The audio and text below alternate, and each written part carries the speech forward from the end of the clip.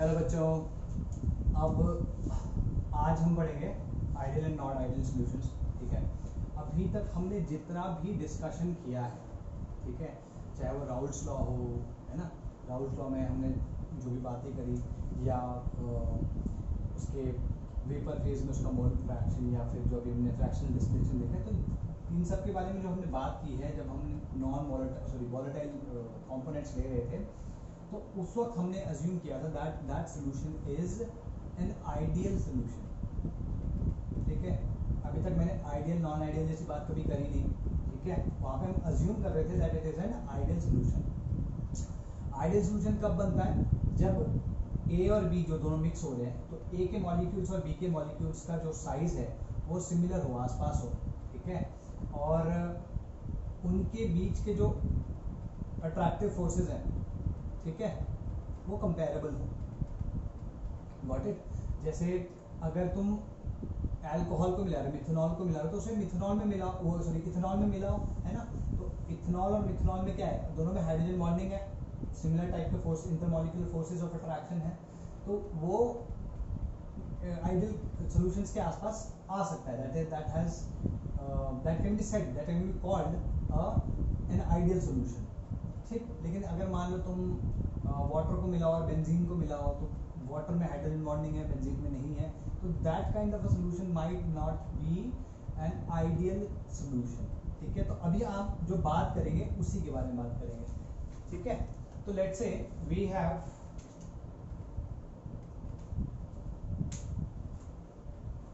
a container which contains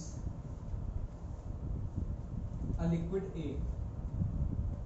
We have two containers. ठीक है, हमारे पास दो कंटेनर्स हैं। एक कंटेनर में प्योर A है, लिक्विड फॉर्म। ठीक है जी, एक कंटेनर में प्योर B है। ठीक है, तो ओके, लेट्स से क्योंकि ये लिक्विड है, यहाँ पे वेपर्स बने होंगे, यहाँ पे ये लिक्विड फॉर्म में होगा, यहाँ पे इसके वेपर्स बने होंगे। ठीक है जी, ओके। नाउ लेट्स से कि इनके बीच में जो इंटरेक्शंस है वो ए इंटरेक्शंस है। ए मॉलिक्यूल और ए के वन मॉलिक्यूल और ए के दूसरे मॉलिक्यूल के बीच में जो अट्रैक्टिव फोर्स है, हम कह रहे हैं वो ए इंटरेक्शन है। ठीक है जी, तो लेट्स से this is called a interaction. ठीक है जी, इसी तरीके से ये प्योर भी है, इसमें हमारे पास इसके बी इंटरैक्शन है। ठीक, अगर तुम ध्यान से देखो तो इसमें सारे के सारे मॉलिक्यूल्स इस तरीके से लगे होंगे on the surface, in the bulk, ये ए मॉलिक्यूल्स हो गए। इसमें क्या होगा? इसमें बी मॉलिक्यूल्स होंगे, थोड़े साइज थोड़ा सा डिफरेंट दिखा रहा हूँ। ठीक है, these are B molecules. Clear है? अच्छा, अब हमने इसको ऐड किया और इससे हमारा फाइनल एक सॉल्यूशन आ गया, व्हिच इज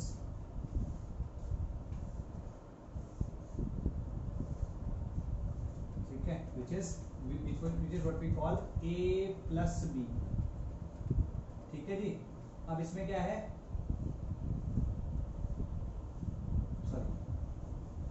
इसमें क्योंकि A और B दोनों के दोनों वॉलेटाइल है। हाँ, एक चीज ध्यान रखना, ये आइडियल सॉल्यूशन या हम जो भी सॉल्यूशंस की बात कर रहे हैं, इसमें दोनों के दोनों जो कंपोनेंट्स होने चाहिए वो डिफरेंट होने चाहिए। और हम यहाँ पे दोनों के दोनों को ये लिख लेना, बिल्कुल शुरुआत में लिख लेना, इनफैक्ट ये लिख देता हूँ, मैं लिख देता हूँ, both the components should be different and volatile। दोनों के दोनों volatile होने चाहिए। नॉन volatile होगा तो आइडियल सॉल्यूशंस की बात बहुत ज़्यादा बनती नहीं है, बट हम वैसे भी बात जो कर रहे हैं volatile सॉल्यूट्स के बारे में बात कर रहे हैं। ओके, नाउ जब ये सॉल्यूशन बन चुका है तो the molecules on the surface will be somewhat like this। एक A होगा, एक B, A B A B A B A B, इस तरीके से होंगे, है ना। अच्छा,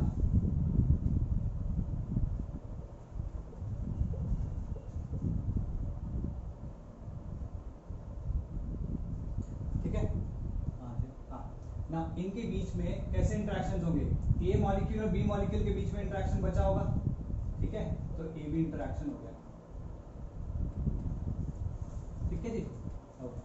नाउ अब जब ए मतलब प्योर में है, ए प्योर में है, तो इनके बीच में ए इंटरेक्शन है, क्या ये इंटरेक्शंस यहाँ बच गए हैं?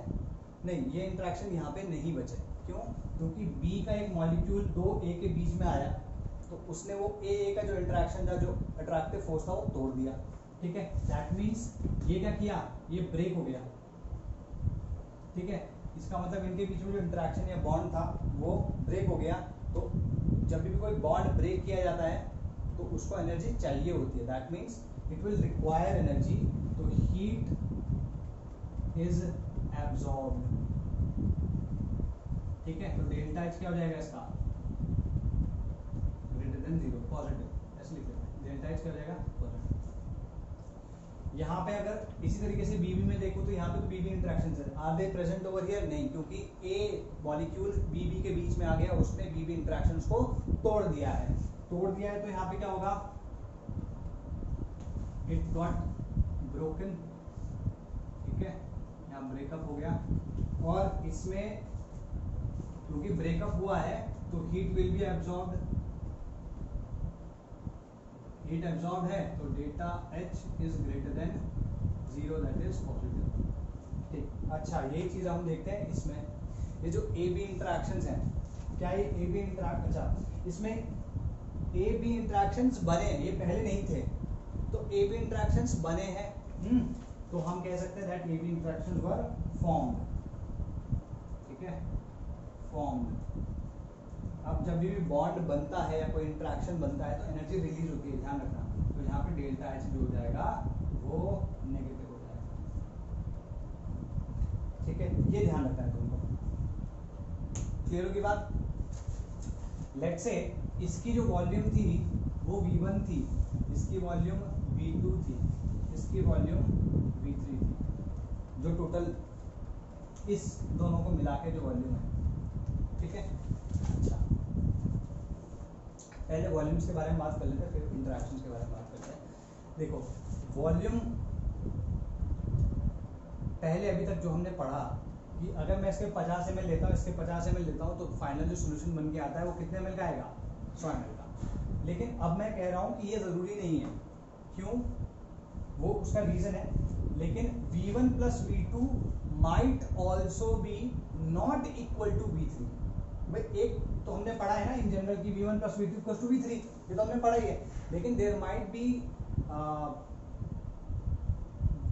B some scenarios where V1 plus V2 is not equal to V3, या तो उससे बड़ा हो सकता है या उससे छोटा हो सकता है। तो वो ऐसा होता क्यों है वो देखो।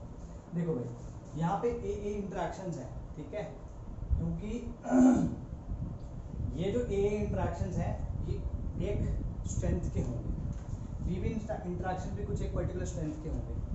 अब अगर मान लो ए बी इंटरेक्शन ए और बी बी इंटरेक्शन से ज़्यादा स्ट्रॉन्ग हुए, ठीक है, ए इंटरेक्शन मतलब ऐसे करके पकड़ के बैठा है, तो ये इसका बीच का डिस्टेंस है, ठीक है। अब जो ए बी इंटरेक्शन है और भी टाइटली पकड़ के बैठा है, तो क्या होगा, अभी जो विड्थ हो गई कम हो गई ना, तो अगर ए बी इंटरेक्शन ए और बी इंटरेक्शन से ज़्यादा स्ट्रॉन्ग है तो वॉल्यूम विल डिक्रीज, ठीक है। और अगर A B interactions A interactions और बी बी इंटरेक्शन से वीक है, जैसे मान लो मैंने और ढीला पकड़ लिया, तो अभी तो मैंने ऐसे पकड़ा हुआ था, अभी और ढीला से पकड़ लिया तो मेरी वॉल्यूम और बढ़ गई, तो उस केस में क्या होगा, V1 plus V2 will be less than V3, volume बढ़ जाएगी, ठीक है। पहले वाले केस में जिसमें ए बी इंटरेक्शंस हायर थे, स्ट्रॉन्गर थे, वहाँ पे वॉल्यूम कम हो गई, मतलब V3 was less than V1 and V1 plus V2, ठीक है। तो ये this is the reason behind the volume change. तो इसमें लिख लो,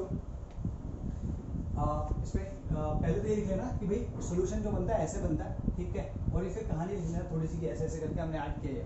तो इसमें ये लिख सकते हो that A interactions and B B interactions might not be the same as AB interactions. That's why the volume of A V1 plus volume of B V2 might not be equal to the volume of the solution. तो V1 plus V2 might not be equal to, या जो हम final लिखेंगे वो ये होगा. देखो भाई मैं काफी सारी चीजें बोल रहा हूँ बिकॉज थ्योरेटिकल है, you need to write that as well. कुछ लोगों के उसमें मैं देखता हूँ कि जो मैंने यहाँ पे लिखा है सिर्फ वही कॉपी में होता है. ठीक है, जो मैं बोल रहा हूँ हर चीज लिखी नहीं जा सकती, तो जो मैं बोल रहा हूँ उसको भी लिखना है तुमको. Got it? ठीक, आई एग्री कि एक एक घंटे का लेक्चर है और यूजुअल जो क्लास में होता है उसमें भी 1 घंटे का लेक्चर होता ही है. थोड़ा बहुत यहाँ पे ज़्यादा ही जो हो रहा है तो उसको स्पीड बढ़ा के देख लो और क्या, लेकिन लिखो सब कुछ. जो मैं बोल रहा हूँ वो सब भी लिखना है. ठीक है, तो due to the difference between the interactions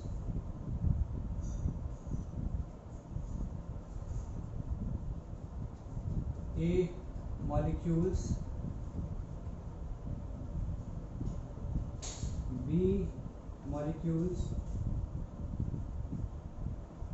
and AB molecules, there might be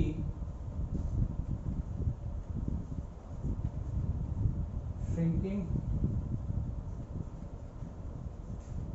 or expansion of volume. ठीक है जी, therefore V1 plus V2 might not be equal to V3. इतना क्लियर है? तो that is a possibility जो हमने देख ली है. ठीक है जी.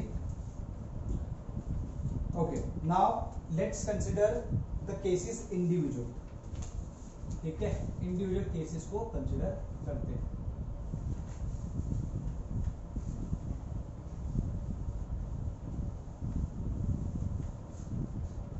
इंडिविजुअल केसेस को कैसे कंसिडर करेंगे?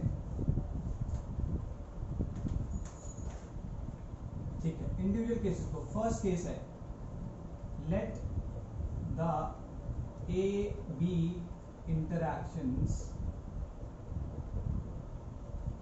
बी स्ट्रॉन्गर देन ए और बी इंटरैक्शंस. ठीक है, in such a scenario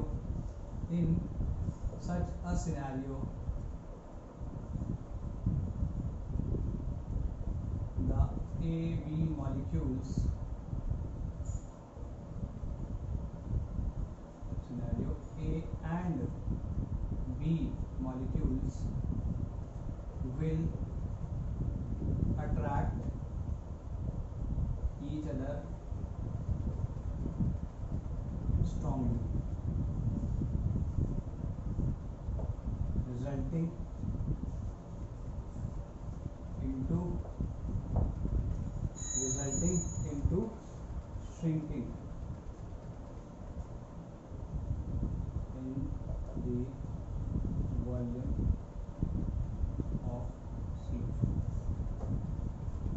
ठीक है जी, क्लियर होगी बात? यहाँ पे ये सब चीजें देखनी है.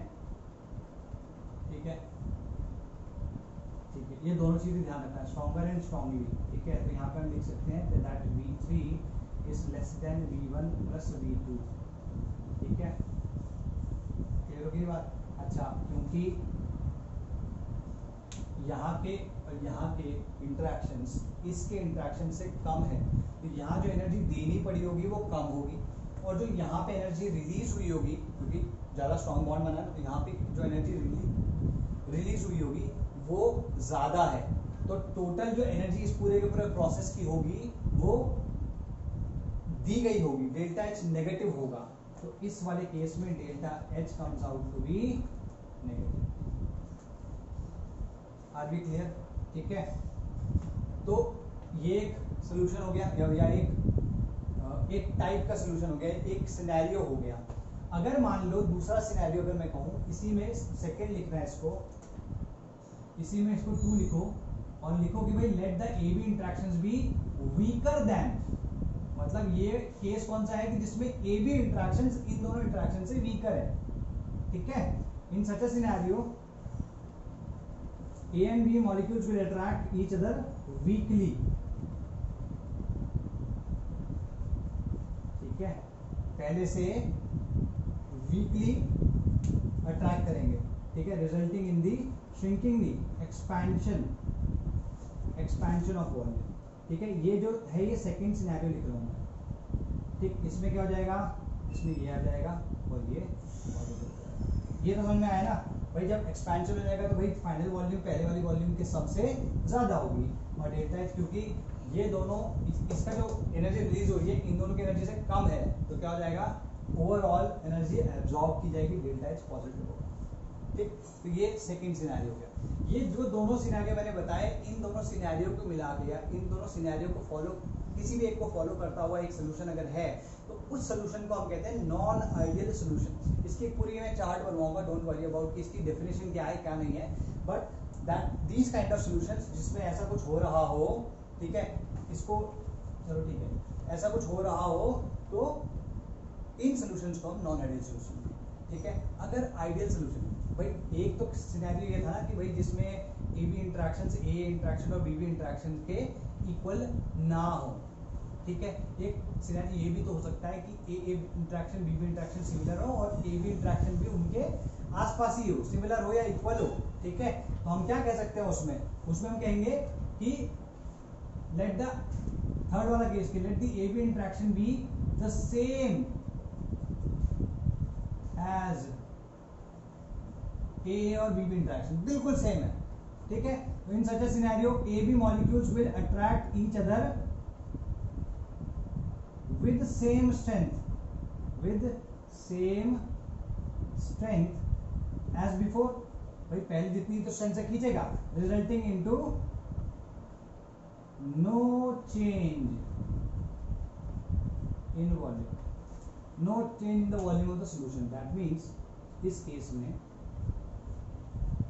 ठीक है, चाहो तो तुम इसमें डेल्टा v इक्वल टू 0 कर सकते, ठीक है। यहाँ डेल्टा ये क्या जाएगा, ए बी डेल्टा एच 0 हो जाएगा, एंथैल्पी चेंज भी 0 हो जाएगा, ठीक है। इस टाइप के सॉल्यूशंस को हम क्या कहते हैं, इस टाइप के सॉल्यूशंस को हम कहते हैं आइडियल सॉल्यूशन, ठीक है, आइडियल सॉल्यूशन, ठीक है। ये लिख लिया।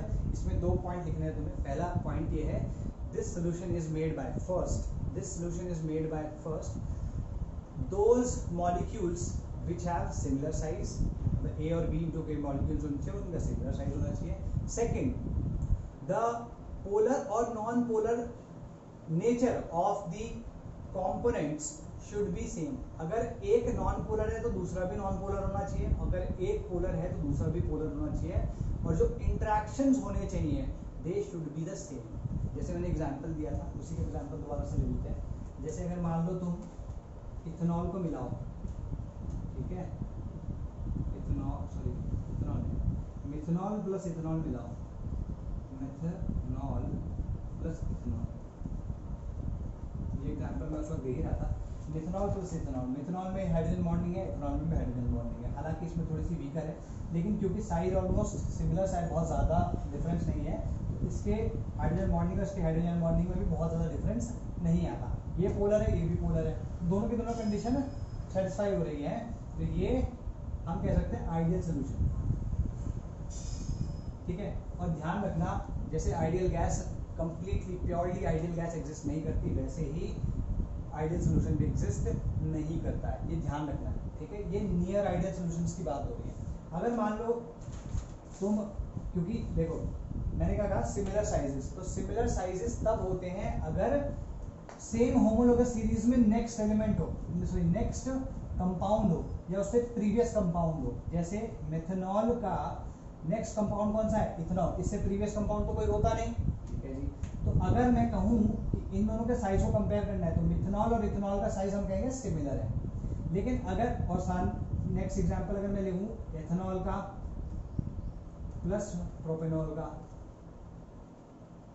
तो इथेनॉल और प्रोपेनॉल में अगर तुम देखो इनका साइज, क्योंकि ये नेक्स्ट है, प्रोपेनॉल जो है इसका नेक्स्ट है और ये इसका प्रीवियस वाला है होमोलोगस सीरीज में। होमोलोगस सीरीज याद होगी तुमको, ठीक है। होमोलोगस सीरीज में ये आसपास वाले अगल बगल वाले कंपाउंड्स हैं, तो इनका साइज हम कह सकते हैं सिमिलर है। लेकिन अगर मान लो यहाँ पे मैं मिथेनॉल प्लस प्रोपेनॉल कर दूँ, तो यहाँ पर जो साइज होगा दोनों का सेम नहीं होगा, सिमिलर भी नहीं होगा, there will be a marked difference between the sizes of these two compounds. Got it? ठीक है, तो ये एक केस हो गया। दूसरा सिनेरियो अगर तुम ले लो, जैसे फॉर एग्जांपल तुम्हारे पास मिथनॉल है, सॉरी इथेनॉल है, ethanol plus ethyl halide, ethyl chloride समझ लो, ठीक है, इथेनॉल इथाइल क्लोराइड। इस वाले में हाइड्रोजन बॉन्डिंग थी क्या? इसमें थी? नहीं, इसमें हाइड्रोजन बॉन्डिंग नहीं थी। तो इसके इंटरेक्शन और इसके इंटरेक्शन में बहुत फर्क आ गया। तो ये दोनों मिलके कभी भी आइडियल सोल्यूशन नहीं बनाएंगे। Are we clear about this? ठीक है जी, ये होगी क्लियर बात। Okay, so I think we have taken सब चीजें टू सम एक्सटेंट, हमने काफी हद तक कवर कर लिया। नाउ लेट्स टॉक अबाउट इनको एक शॉर्ट हैंड शॉर्ट तरीके से समझाने की कोशिश करता हूँ।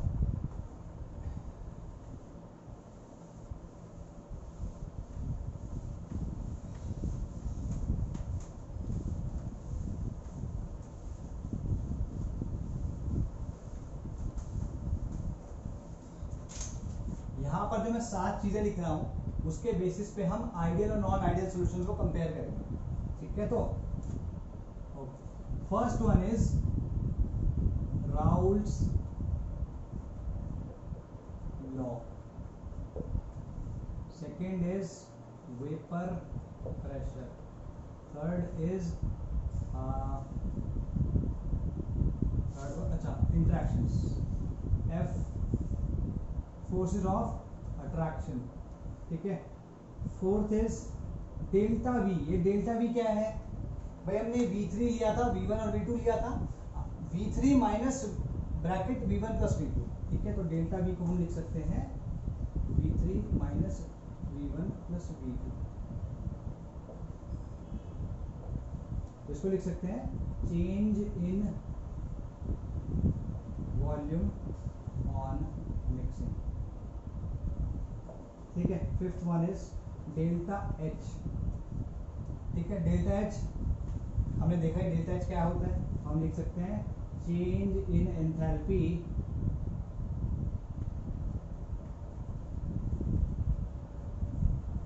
ऑन मिक्सिंग, ठीक है जी।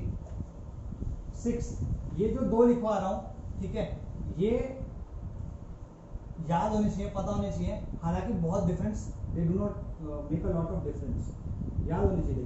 डेल्टा एस, ये एस याद होगा, एंट्रोपी होती है, डेल्टा एस, अच्छा सॉरी यहाँ पे तो लिखा ही नहीं, delta x mixture, delta H mixture, delta S mixture, ठीक है जी। और सेवेंथ इज, इसको भी लिख सकते हो change in entropy on mixing, ठीक है, और यहाँ पे है डेल्टा जी मिक्सचर, इसको भी लिख सकते हो change in Gibbs free energy on mixing, ठीक है, तो ऑन मिक्सिंग। तो ये तुम्हारे पास 7 अलग अलग क्राइटेरिया होते हैं। तो पहले इनसे मूव करने से पहले हम इन दोनों की बात कर लेते हैं, इंपॉर्टेंट है, ठीक है। डेल्टा एस मिक्सचर मतलब हमने ए और बी को मिलाया, ठीक है, ए में कुछ एक्स नंबर ऑफ पार्टिकल्स थे, बी में कुछ वाई नंबर ऑफ पार्टिकल्स थे, अब ए और बी जो हमने मिला दिया तो X plus Y number of particles है। तो क्या सोल्यूशन या मिक्सचर बनने से पहले जो एंट्रोपी थी वो बढ़ जाएगी सोल्यूशन बनने के बाद या घट जाएगी? तो आंसर इसकी वो बढ़ जाएगी। कैसे? कि देखो, जितने ज्यादा नंबर ऑफ पार्टिकल्स होंगे किसी भी सोल्यूशन के अंदर या किसी भी लिक्विड के अंदर, उतना ही ज्यादा केओटिक मोशन होगा, और जितना ज्यादा केओटिक मोशन होगा उतना ही ज्यादा डिसऑर्डरलीनेस होगी, और जितनी ज्यादा डिसऑर्डरलीनेस होगी उतना ही ज्यादा चेंज इन एंट्रोपी होगा। चेंज इन एंट्रोपी पॉजिटिव हो जाएगी ना, उतना ज्यादा हो जाएगी, तो the change in entropy would be positive. तो ये चाहे आइडियल सोल्यूशन हो चाहे नॉन आइडियल सोल्यूशन हो, जो नंबर ऑफ मॉलिक्यूल्स हो तो दोनों के केसेस में बढ़ रहे हैं ना, इसलिए delta S mixture is always positive, be it ideal और बीट नॉन आइडियल, कैसा भी हो, ठीक है, कैसा भी हो, हमेशा डेल्टा एस पॉजिटिव होगा, ठीक है। तो यहाँ पे मैं पॉजिटिव लिख ले रहा हूँ इसको, ये किसके लिए है, डजंट मैटर, ये सबके लिए पॉजिटिव। इसी तरीके से डेल्टा जी मिक्सचर की बात करते हैं। डेल्टा जी मिक्सचर, जैसे अगर तुम अल्कोहल को पानी में मिलाओ, ठीक है, वैसे कभी देखा नहीं होगा, अभी देखने की उम्र नहीं आई तुम्हारी, लेकिन अगर तुम अल्कोहल को पानी में मिलाओगे तो तुम्हें अलग से कोई काम करने की जरूरत नहीं पड़ेगी, तुमको ऐसे पकड़ के उसे हिला के ऐसे मिलाने की जरूरत नहीं पड़ेगी। You leave it for a while, it will just dissolve और both of them will dissolve into each other and after while you won't be able to find कि which is water and which is alcohol और ethanol, ठीक है जी। लेकिन अगर यही चीज तुम शहद के साथ करो, करके भी देख लेना, किसी के पास घर में शहद पड़ा हुआ ना, तो एक कांच के गिलास में थोड़ा सा पानी डाल के एक छोटा सा बूंद टपका देना उसमें और उसको leave it as it is, ठीक है। तो उस केस में वो अपने आप से, देखो उसके लिए तुम्हें कुछ करने की जरूरत नहीं होगी, लेकिन क्या होगा, जो रेट होगा, जिस रेट से वो डिसॉल्व होगा वो बहुत स्लो होगा। हो सकता है कि तुम आज रखो और कल तक जाके वो मिले, मिक्स हो जाए उस पूरे के पूरे पानी में, लेकिन इतना जरूर है that it will dissolve on its own, you don't need to do any work from outside. तो जो भी प्रोसेस अपने आप स्वतः हो जाता है, स्पॉन्टेनियसली हो जाता है, उस प्रोसेस की डेल्टा जी जो होती है वो हमेशा नेगेटिव होती है। तो चाहे वो आइडियल सोल्यूशन हो चाहे वो नॉन आइडियल सोल्यूशन हो, delta G will always be negative, that's for sure, ठीक है जी। तो चाहे आइडियल हो चाहे नॉन आइडियल हो, नेगेटिव ही होगा, क्लियर होगी। तीसरी चीज, एक सोल्यूशन हमने बनाया, ठीक है, यहाँ पे क्या है अभी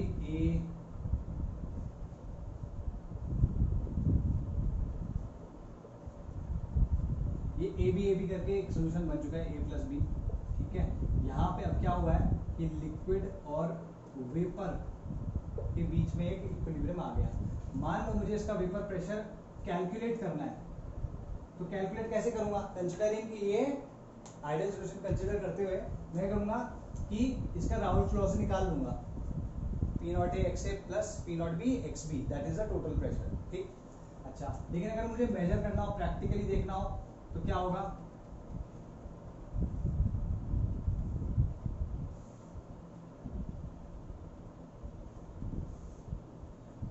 मैनोमीटर लगाऊंगा। मैनोमीटर सबको पता है, यूट्यूब मैनोमीटर, आजकल जो जिस पे तुम वीडियो देखते हो वो वाला यूट्यूब नहीं, ये यू शेप में एक ट्यूब है, तो इसलिए इसको कहते हैं यूट्यूब मैनोमीटर। इसमें क्या है कि भाई क्योंकि प्रेशर यहाँ पे होगा, ठीक है, हमने अभी ये बंद करके रखा है और इधर पे एक मैनोमीटर लगा दिया, तो इसमें वाटर या कोई लिक्विड का लेवल होता है और वो क्योंकि प्रेशर दोनों तरफ से इक्वल है, तो दोनों जगह पे वो सेम लेवल रहता है उसका, जो भी लिक्विड इसके अंदर है। मान लो मैंने ये हटा दिया यहाँ से, तो क्या होगा, ये थोड़ा सा नीचे खिसक जाएगा, it will go somewhere here, और ये जो होगा ये ऊपर खिसक जाएगा, तो यहाँ पे एक प्रेशर का डिफरेंस आ जाएगा, ठीक है, ये h हाइट आ जाएगी। इसकी वजह से जो प्रेशर डिफरेंस होगा उसको अगर हम मेजर करेंगे तो that pressure will be called P observed. और जो यहाँ पे हमने कैलकुलेट किया था ना, P equals to P0A XA plus P0B XB, ठीक है, ये जो प्रेशर है this is called P calculated, P calculated. तो जो राउल्ट्स लॉ से आता है दैट इज कैलकुलेटेड प्रेशर, और जो इस तरीके से मेजर करके आता है that is called P observe. कि हमारे थ्योरी के हिसाब से तो इतना होना चाहिए, लेकिन क्या इतना है वो चेक किया, हो सकता है हो और हो सकता है ना हो, ठीक है, यही दो केसेस है ना, ठीक है। तो ये ध्यान रखना है कि जब भी मैं बात करूंगा यहाँ पे, तो मैं P ऑब्जर्व्ड और P कैलकुलेटेड दो की बात करूंगा, और दोनों क्या होते हैं तुमको ये जानना, मतलब तुम्हें पता होना चाहिए, ठीक है, to be able to discuss this. मैं इसे मिटा रहा हूँ, इसको अलग से लिख लेना तुम चाहे, ठीक है। तो यहाँ पर जो पहला सोल्यूशन आएगा that will be called ideal, that will be called ideal solution. First one will be called ideal solution. Ideal solution क्या होता है, हम ऑलरेडी डिस्कस कर चुके हैं कि उसमें क्या होता है डेल्टा वी और डेल्टा एच ये सब, लेकिन उसकी डेफिनेशन अगर कोई तुमसे पूछे तो definition will be follows R L Raoult's law under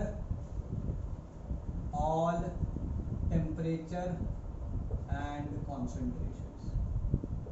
ये ध्यान रखना है, राउल्ट्स लॉ को फॉलो करता है under all temperature and condition sorry concentrations, और जरूरी नहीं है कि एग्जिस्ट करता हो। मैं तुम्हें बता चुका हूँ, जब आइडियल बात करते हैं तो एकदम बिल्कुल परफेक्ट, ठीक है, जैसे लड़के होते हैं एकदम परफेक्ट लड़की ढूंढ रहे होते हैं, लड़कियां होती है परफेक्ट लड़का ढूंढ रहे होते हैं, तो there is no perfect person, ठीक है, ना लड़की कोई परफेक्ट मिलती है ना कोई लड़का परफेक्ट मिलता है। ह्यूमन बीइंग्स कोई परफेक्ट मूर्ति नहीं है, भगवान नहीं है, ठीक है। तो anyway, so ideal solutions actually do not exist, there are near ideal solutions, उनके बारे में मैंने थोड़ी इंफॉर्मेशन दे दी थी तुमको, ठीक। Now follows Raoult's law under all temperature and concentrations. Vapour pressure की अगर हम बात करें तो इसका P जो कहलाएगा, P calculated will be P naught A, ये P कैलकुलेटेड है, P naught A XA plus P naught B XB, इसका PA will be equal to P naught A XA and PB equals to P naught B XB, ठीक है, are we clear. और यहाँ पर ये ध्यान रखना है कि इसको हम कह सकते हैं कि P calculated is equals to P observe, ठीक है, तो जो हम कैलकुलेट करेंगे वही ऑब्जर्वेशन में भी आएगा, are we clear. Freedom of expression, sorry, FOS forces of attraction. Forces of attraction हम ऑलरेडी बता चुके हैं कि A जो फोर्सेस हैं they are almost similar to BB forces, ठीक है, of interaction, they are equal to AB forces, AB जो है वो बिल्कुल इनके इक्वल होंगे, क्लियर होगी बात, ठीक है जी। डेल्टा V की हम बात कर चुके हैं कि इस केस में भाई V3 was equal to V1 plus V2, तो इसका इक्वल कितना आएगा 0, तो यहाँ पे V मिक्सचर जो हो जाएगा V mixture is equal to 0 हो जाएगा, ठीक। इसी तरीके से डेल्टा एच के बारे में हम ऑलरेडी बता चुके हैं, डेल्टा एच मिक्सचर 0 हो जाएगा, ठीक है जी। अच्छा, इसमें आगे भी चीजें हैं, एक दो चीजें तुम्हें आगे लिखनी है क्योंकि जगह नहीं है। मैं ऐसा कर रहा हूँ, पहले नॉन आइडियल सॉल्यूशंस को भी बता देता हूँ, फिर इन सबको मिटा के जो इसका लास्ट पार्ट है, तो तुम क्या करना कि एक पेज में इसको पूरा लिखना, एक चार्ट बना के पूरा एक पेज में लिखना है इसको, ठीक है। Where were we, yes, okay. Now same way अगर मैं तुमसे आइडियल सॉल्यूशन हो गया, अभी नॉन आइडियल सॉल्यूशन है, ठीक है, नॉन आइडियल, भाई दो ही तो सिनेरियो आए थे, लेकिन नॉन आइडियल में भी दो सिनेरियो हो गए कि नहीं हो गए भाई। नॉन आइडियल में क्या था कि द फोर्सेस ऑफ इंटरेक्शन या interactive forces are not equal to those of A and B, लेकिन दो सिनेरियो ये आते हैं कि या तो उनसे ज्यादा हो सकते हैं या उनसे कम हो सकते हैं, तो क्या करना है, इसमें भी हम दो हिस्सों में नॉन आइडियल सॉल्यूशंस को बांट देंगे, इसमें भी हम सॉल्यूशंस को, नॉन आइडियल सॉल्यूशन को दो हिस्सों में बांट देंगे। एक केस में क्या होगा जिसमें इनके इंटरेक्टिव फोर्सेस स्ट्रॉन्ग होंगे ए बी के, और एक केस में ए बी के इंटरेक्टिव फोर्सेस जो होंगे वो ए और बी से वीकर होंगे, ठीक है। तो पहला जो पॉइंट है इस पे अगर हम देखें तो दोनों के दोनों सेम है, does not follow Raoult's law, ठीक है। तो यहाँ पे भी तुम ये चीज लिख सकते हो, does not follow Raoult's law.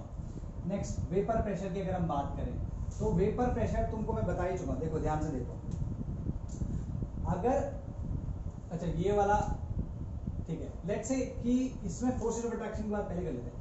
अगर ए और B forces of attraction are less than A B attractions, अगर ए और बी अट्रैक्शन जो है वो ए बी से कम है, या ए बी के जो अट्रैक्शंस हैं वो ए और बी से ज्यादा हैं, इट्स द सेम थिंग। उस केस में क्या होगा, उस केस में हम देख चुके हैं कि the delta volume mixture, volume shrink कर जाती है, तो डेल्टा वॉल्यूम क्या होगी, मिक्सचर, डेल्टा वी मिक्सचर क्या होगा, डिक्रीज, लेस देन 0, ठीक है। Final volume was less than the initial volume, that means delta V mixture is less then 0। इसमें हमने क्या बताया था कि फाइनली डेल्टा एच नेगेटिव आता है, ये भी तुम्हें पता होगा। ये दोनों तो पॉजिटिव और नेगेटिव ही रहेंगे, इनमें कोई चेंज नहीं होगा। अच्छा, इस पे आ जाते हैं। अगर ए और बी मॉलिक्यूल्स के बीच में अब स्ट्रॉन्गर फोर्सेस हो गए, तो क्योंकि इंटरैक्टिव फोर्सेस अगर स्ट्रॉन्ग हो गए हैं तो उनकी एस्केप करने की tendency into the vapour phase घट जाएगी, और अगर घट गई तो उनका वेपर फेज प्रेशर क्या करेगा, कम हो जाएगा। तो यहाँ पे अगर तुम देखोगे तो P will be less than P naught A x A plus P naught B x B। इसमें हम ये लिख सकते हैं कि P A is less than P naught A x A and P B is less than P naught B x B। ठीक है, और अगर तुम इसको देखो तो ये क्या है, दिस इज P ऑब्जर्व्ड, जो ऑब्जर्व्ड प्रेशर है, और ये क्या था, P कैलकुलेटेड। तो तुम लिख सकते हो that P calculated is less than P observed not P observed is less than P calculated. Are we clear? ठीक है, तो यहाँ पे क्लियर हो रहा है तुमको। सेम वे अगर तुम दूसरे वाले में चले जाओ, जिसका next ideal non ideal solution के जो दो केसेस हैं उसमें दूसरे वाले में चले जाओ, तो क्या होगा, ए और बी इंट्रैक्शंस पे लेस थे तो उसमें क्या हो जाएंगे, ग्रेटर। तो इसी को तुम इस तरीके से लिखो दैट ए इंट्रैक्शंस और B interactions are greater than that of A B interaction. मतलब ए बी का इंट्रैक्शन अभी वीकर है कंपैरेटिवली, अगर वीकर है तो एक्सपेंशन होगा तो डेल्टा वी मिक्सचर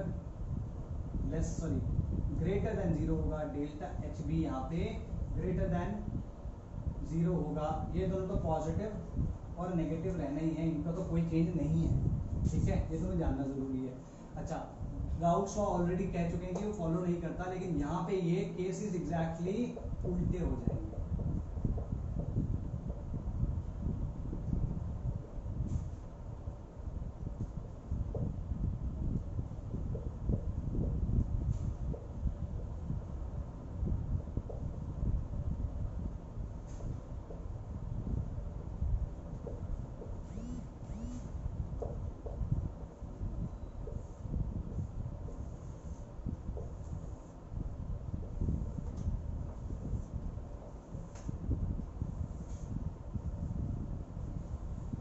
ठीक है, तो ये तुम्हें याद होना चाहिए। ये 5 कंडीशन शुरू की याद होनी चाहिए। दोनों तो तुम्हें पता है कि सबके लिए सेम है, इनमें कोई डिफरेंस नहीं, लेकिन 5 कंडीशन शुरू की याद होनी चाहिए।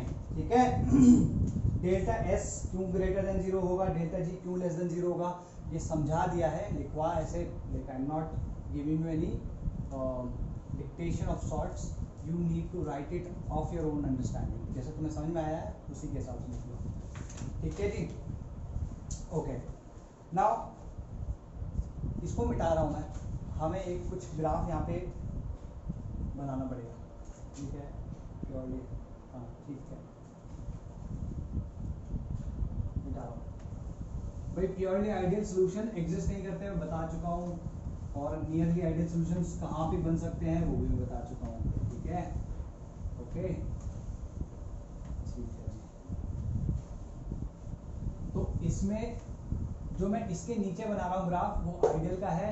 इसमें एक पर्टिकुलर टाइप का, इसमें हम जो ये वाला लिखा था ना, इस वाले को हम कह सकते हैं नॉन आइडियल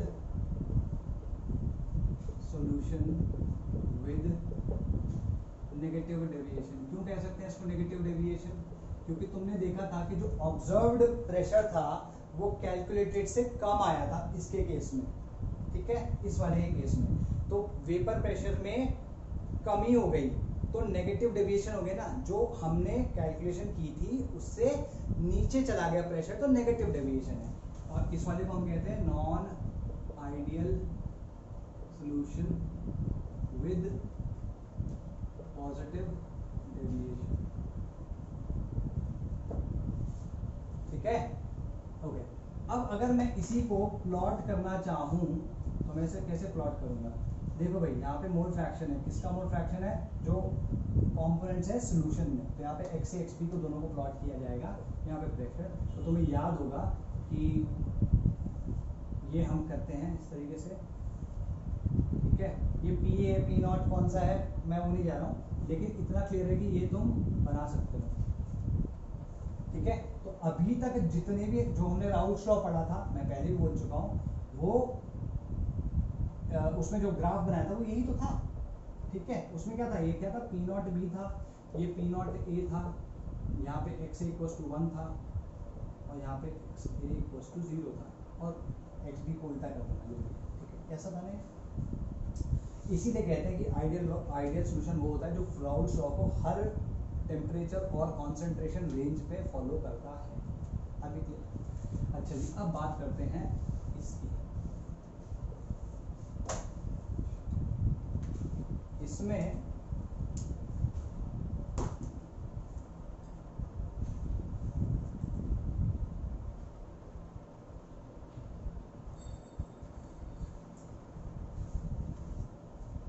इसमें क्या हो रहा होता है, इसमें तुमने देखा that P A less than P not A X A and P B is less than, इस तरीके से आया, ये तो इक्वल था। यहाँ पे क्या था, P A greater than P not A X A, यहाँ पे P B is equal to P not B X B, ये था ना। तो अगर तुम ध्यान से देखो, मैं क्या करूँगा यहाँ पे इसको पी बी जो है ना, ये पी बी नॉट है, मैं इसको ऐसे कनेक्ट कर देता हूँ, ठीक। इसी तरीके से मैं पी ए नॉट को कनेक्ट कर देता हूँ, ठीक है। अगर मैं सोल्यूशन का देखूँ तो इस तरीके से, अगर मैं सोल्यूशन का देखूँ तो इस तरीके से आना चाहिए था, आया ना,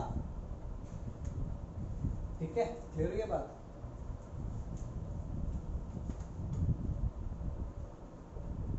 सेम, लेकिन यहाँ पे क्या केस है, यहाँ पर तुम देख सकते हो दैट पी ए जो ऑब्जर्व्ड ए का जो प्रेशर है वो पी ए एक्स ए, जो ये क्योंकि ये पी ए एक्स ए है ना, ये वाली लाइन इससे कम है, तो इसका जो ग्राफ होगा समवट लाइक दिस होगा, ठीक है।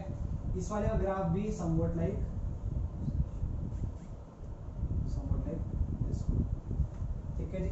तो ये पी नॉट बी है, ये पी नॉट ए है, अगर हम ध्यान से देखें तो ये P not B X B है, और जो ये वाली लाइन है ये है, सॉरी इसको यहाँ नहीं लिख रहा हूँ मैं, इसको लिख रहा हूँ यहाँ पी नॉट ए एक्स ए, ये लाइन जो मैंने डैश डैश करके बनाई है, ठीक है।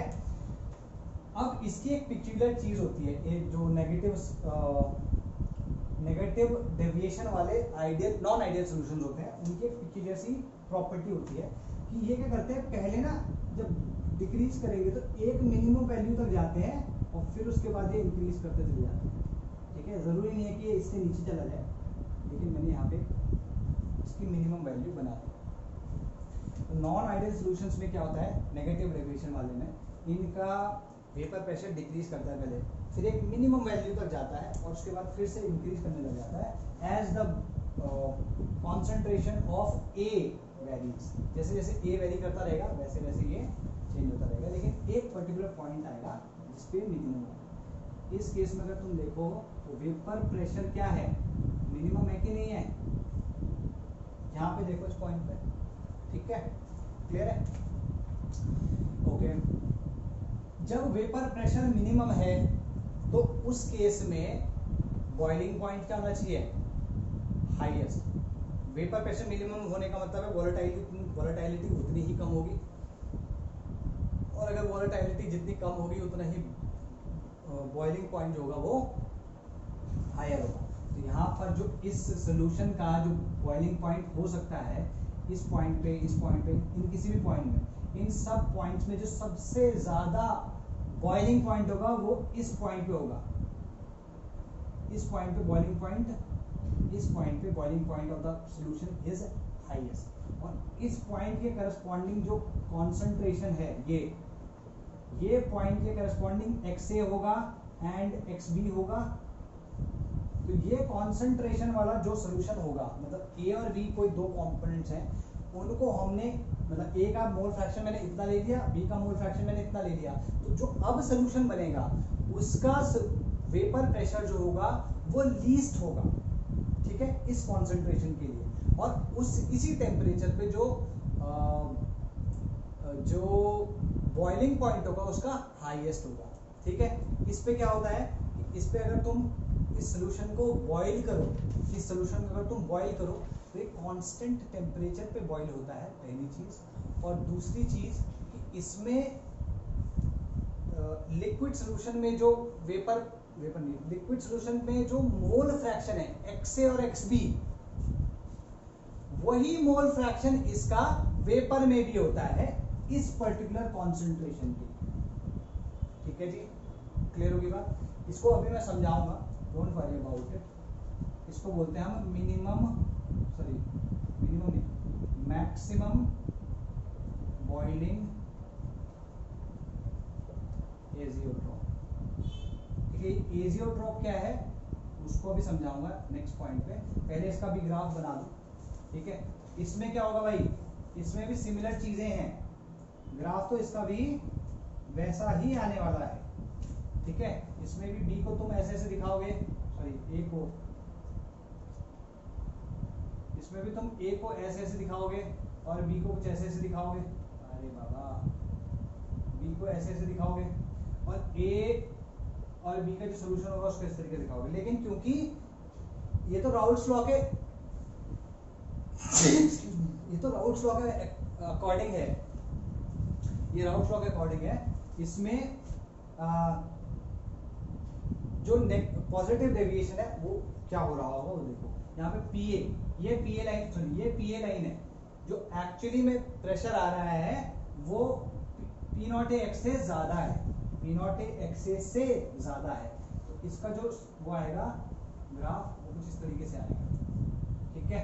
सेम वे कहा गया पीबी की अगर हम बात करें तो इसका एक्चुअली में जो प्रेशर आएगा वेपर प्रेशर वो ऐसा आएगा, ठीक।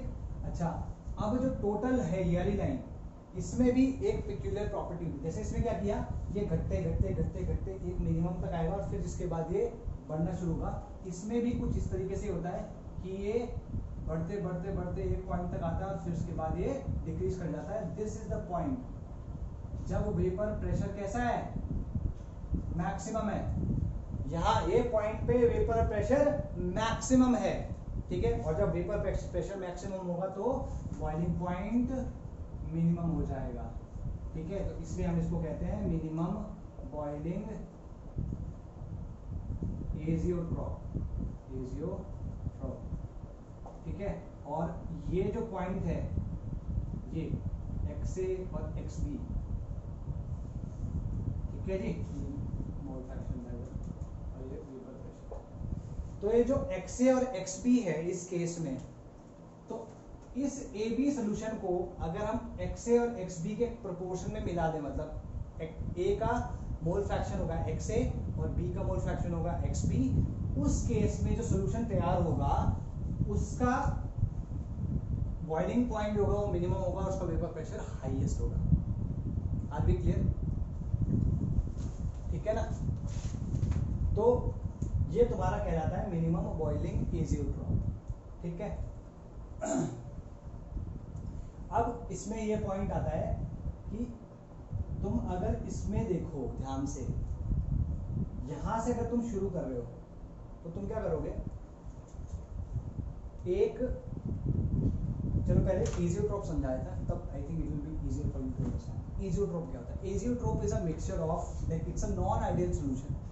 देखो, azeotrope is a non ideal solution which boils at a constant temperature, which boils at a constant temperature, ठीक है। The mole fraction of its components, the mole fraction of its components in the liquid phase is equal to the mole fraction of its components in the vapor phase। मतलब XA और YA equal होंगे, XB YB equal होंगे इसमें, इस point पे, क्योंकि यहाँ पे एजियोट्रॉप बन रहा है।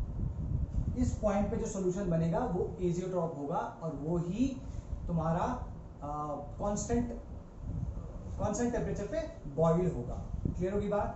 दोबारा बोल रहा हूँ, इस सोल्यूशन में, नॉन आइडियल सोल्यूशन में, ये जो पॉइंट है जिसमें नेगेटिव डेविएशन वाला, इस पॉइंट पे इजियोट्रॉप बनेगा, जिसको हम मैक्सिमम बॉइलिंग इजियोट्रॉप बोलेंगे। और इजियोट्रॉप क्या होता है, वो नॉन आइडियल सोल्यूशन जो कि कांस्टेंट टेम्परेचर पे बॉईल करता है, जिसमें लिक्विड में जो मोल फ्रैक्शन होता है ए और बी का, और जो वेपर में मोल फ्रैक्शन होता है ए और बी का, दोनों इक्वल होते हैं। और इस वजह से हम उसको कभी भी सेपरेट नहीं कर पाएंगे। क्यों?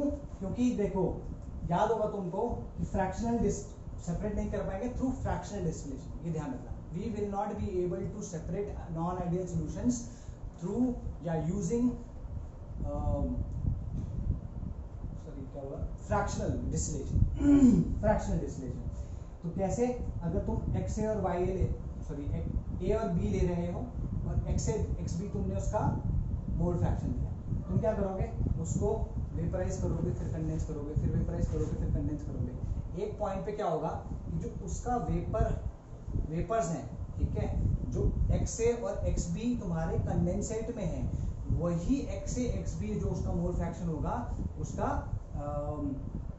वेपर्स में भी होगा। तो अगर वेपर्स में भी सेम है तो तुम उन वेपर्स को अगर कंडेंसेट करोगे या कंडेंस करोगे, उसका कंडेंसेट बनाओगे, तो जो इसमें एक्स ए एक्स बी है वही तो वहां पे भी एक्स ए एक्स बी हो जाएगा।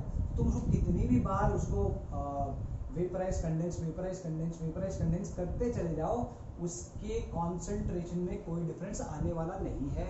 और अगर उसके कॉन्सेंट्रेशन में डिफरेंस नहीं आएगा तो उसको सेपरेट कर पाना फ्रैक्शनल डिस्टिलेशन से पॉसिबल है ही नहीं। ठीक है, तो मेरी आवाज़ भी थोड़ी बैठ रही है, इसमें सिर्फ इतना ही देखना है। और एजियोट्रॉप जो तुम्हारा बोर्ड के हिसाब से भी इम्पॉर्टेंट है, इतना ही देखना है एजियोट्रॉप में। एजियोट्रॉप जो होता है वो एक ही टेम्परेचर में बॉईल करता है, X A equal to Y A, X B equal to Y B होता है। और तीसरा कि फ्रैक्शनल डिस्टिलेशन से उसको सेपरेट नहीं किया जा सकता। ये दो प्रकार का होता है, minimum maximum boiling azeotrope and minimum boiling azeotrope. Maximum boiling azeotrope बनता है तुम्हारा नॉन आइडियल सॉल्यूशन में, नेगेटिव डेविएशन वाले में, और मिनिमम बॉइलिंग एजियोट्रॉप बनता है तुम्हारा पॉजिटिव डेविएशन वाले में। ठीक है जी। Okay, that's it. इसमें एक चीज और है थोड़ी सी जानने की, वो तुम्हें बताया था, बाकी तो ठीक है। ओके,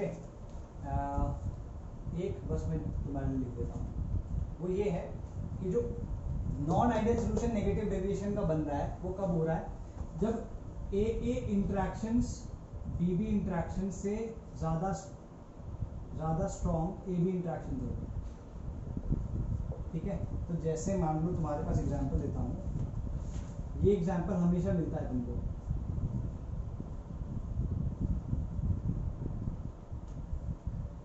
और यहाँ पे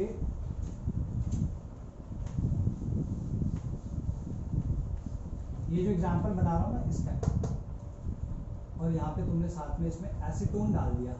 ये तुमको पता होना चाहिए भाई, एसीटोन वेसीटोन सब ये, this is acetone, this is chloroform. तो क्लोरोफॉर्म को जब भी तुम एसीटोन के साथ मिलाते हो तो हमेशा ये वाला सोल्यूशन देता है। वो क्यों देता है, देखो ये इसका माइनस आई इफेक्ट है, तो इसकी वजह से यहाँ पे डेल्टा पॉजिटिव चार्ज आ जाएगा। अगर कार्बन में पॉजिटिव चार्ज आएगा तो उसकी इलेक्ट्रोनेगेटिविटी बढ़ जाएगी। अगर इसकी इलेक्ट्रोनेगेटिविटी बढ़ जाएगी तो यहाँ से इलेक्ट्रॉन्स खींच लेगा, इवेंचुअली H के ऊपर पॉजिटिव चार्ज आ जाएगा। क्योंकि इसके पास लोन पेयर और नेगेटिव चार्ज है, बिकॉज फॉर्मल चार्ज की अगर हम बात करें तो ये दोनों के दोनों क्या मिलके बना लेंगे, हाइड्रोजन बॉन्ड। इसके केस में अगर ये प्योर होता सिर्फ और सिर्फ एसीटोन, क्या इसमें हाइड्रोजन बॉन्डिंग पॉसिबल थी? नो। क्या इसमें पॉसिबल थी? नो। लेकिन इन दोनों में पॉसिबल है। ठीक है ना, आइडिया पॉसिबल नहीं थी, लेकिन जब मिलाया तब पॉसिबल हो गई। तो इस वजह से इनके बीच के अट्रैक्टिव फोर्सेस बढ़ गए, नेगेटिव डेविएशन आ गई। ठीक है, ओके। दूसरा एग्जांपल, स्ट्रॉन्ग एसिड और वाटर। अगर मान लो ये फर्स्ट सिनेरियो है, फर्स्ट सिनेरियो में क्या है कि अगर हाइड्रोजन बॉन्डिंग पहले से प्रेजेंट नहीं थी और फिर बाद में हो जाती है तो उसमें नेगेटिव, उस टाइप के सॉल्यूशंस में नेगेटिव डेविएशन देखने को मिल सकता है। सेकंड जो इसका बी पार्ट है, that is strong acid and water, strong acid plus water. अगर किसी स्ट्रॉन्ग एसिड को हम वाटर के साथ मिला दें तो वहाँ पे भी नेगेटिव डेविएशन आ सकता है, HCl, HBr, HI, H2SO4, HClO4,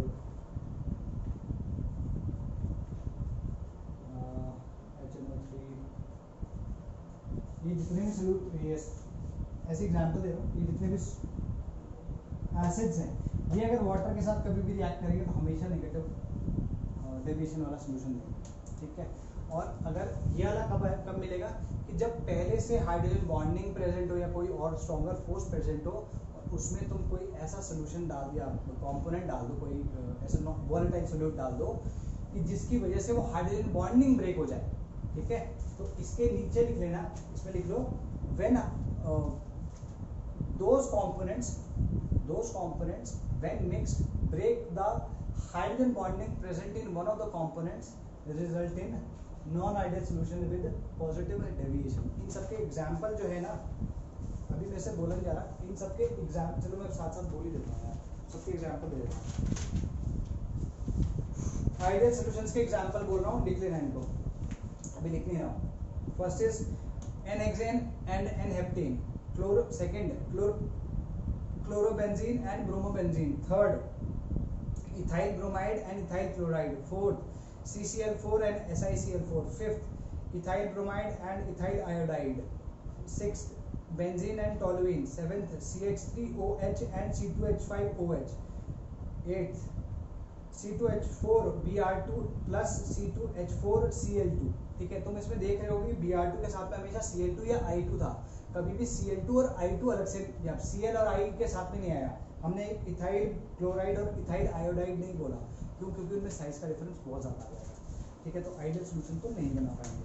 now let's see if we have, हाँ अब हमारे पास पॉजिटिव डेविएशन के बोल रहा हूँ भाई मैं।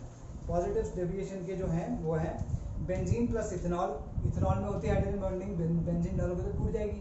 CS2 एंड एसीटोन, ठीक है, एसीटोन में फिर भी डाइपोल डाइपोल इंटरेक्शन होते हैं, CS2 में नहीं होते तो वो ग्रुप ब्रेक कर देगा। H2 एंड मिथेनॉल, H2 में ज़्यादा स्ट्रॉन्ग हाइड्रोजन बॉन्डिंग होती है as compare to methanol.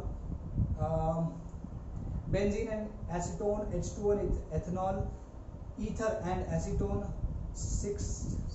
7th N-hexane and ethanol, 8th ethanol and acetone, 9th chloroform and ethanol, 10th CCl4 and benzene, 11th CCl4 plus methanol, 12th CCl4 plus CHCl3,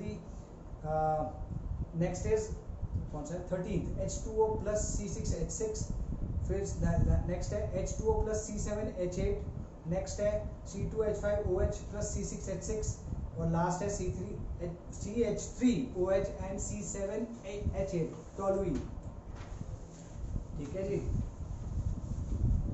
okay just अच्छा, और कोई भी है क्या? अच्छा एक और है CCl4 and C7H8।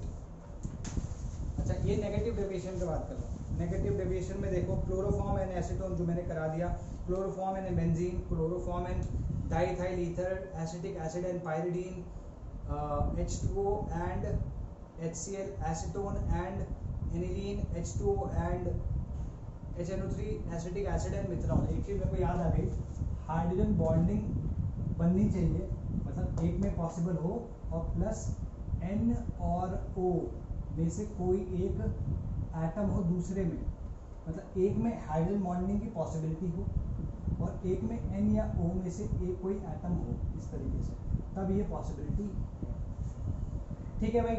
मेरी आवाज़ भी बैठ गई है, तो लेट्स ये कंप्लीट करो। तुम्हारा non ideal ideal solutions board के हिसाब से काफ़ी इंपॉर्टेंट है, इसमें कुछ क्वेश्चंस तुम्हारे जेई में भी आए हैं, ठीक है, थियोरेटिकल है, इसमें कोई वो नहीं है। इसमें कुछ क्वेश्चन जो कि जेई में बोर्ड्स में या तुम्हारी बुक में है वो मैं तुम्हें दे दूंगा, या शायद दे भी दिया होगा, उसको कंप्लीट करना है, ठीक है। और इसके बाद we will start colligative properties. Bye bye, take care.